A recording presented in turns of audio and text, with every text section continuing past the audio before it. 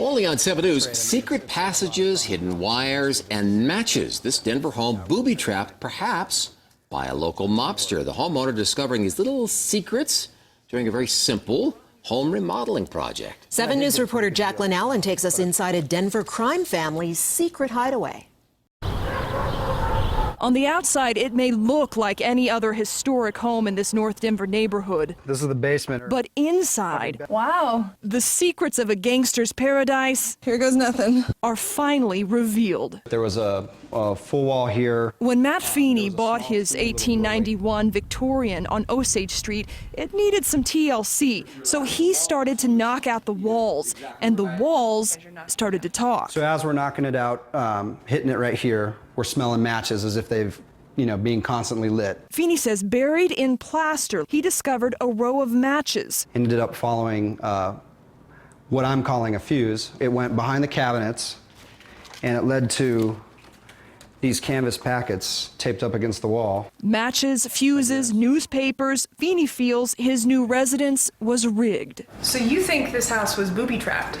I do. I think that might have just been a way for them to quickly make a distraction. See, Feeney found out the first homeowners here were Denver's most infamous connection to the mob. They were great for selling papers. Former Denver Post columnist Dick Kreck wrote the book on the Smaldone family, which basically ran the city's underground gambling from the 30s through the 70s. They were sort of B-level gangsters.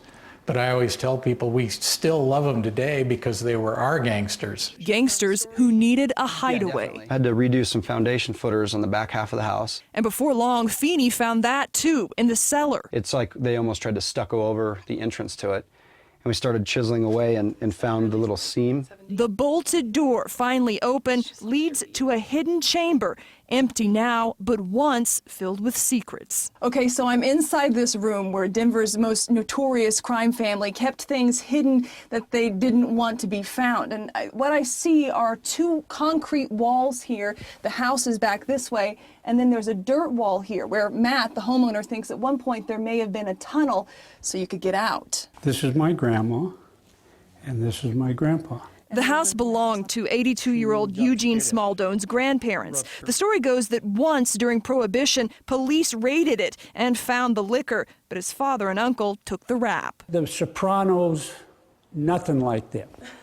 Nothing at all. And while Smaldone doesn't believe anyone booby-trapped the house to burn, Kreck says during that time there were a series of unsolved murders, almost all to the advantage of the Smaldone family. I don't think you stayed in power for 40 years being nice guys. Not in that business. So far, though, Feeney says he hasn't found any evidence of foul play, only photos and letters and a bottle of poison. It's cool, huh? If only these walls could really talk. Jaclyn Allen, 7 News. Wow. Well, since the book on the Smaldone family was published, Feeney has seen people stopping by his block to look at the house. He jokes that he may start charging people $1 to come inside for a look.